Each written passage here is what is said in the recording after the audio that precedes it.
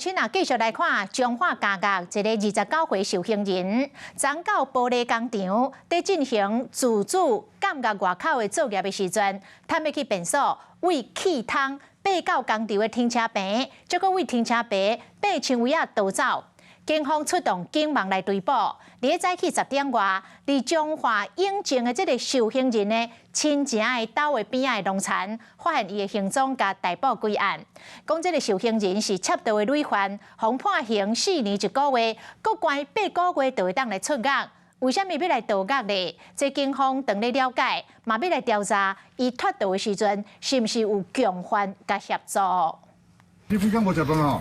真侪警察想要去田内底，甲这个29岁姓做受刑人压起来。伊伫咧玻璃工厂进行自主监狱作业时逃走，早23点钟，伫咧永靖亲情岛的田边被抓起来。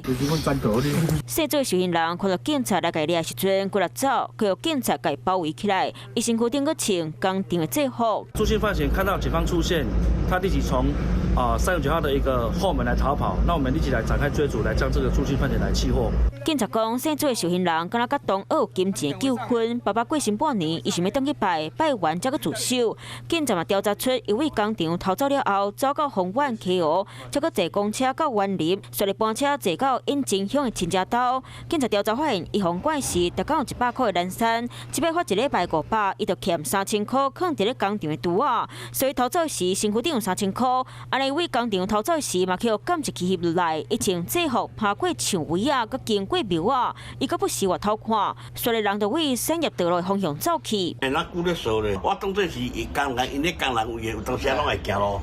住伫咧附近的民众讲，进前就看过工人中昼食饭饱伫咧附近散步，所以就无想伤济。甲方讲，昨透早已经正常去工厂做工课，10点半时，甲工厂的人讲伊要去便所，过一段时间就无回来啊。尾啊工厂发现伊人碰见，11点05分敲电话通知彰化监狱，尾啊随派人去玻璃工厂找，确定人已经离开遮，随通知警政署发布通缉。警察讲，姓做的受刑人是窃盗累犯，被关4年1个月。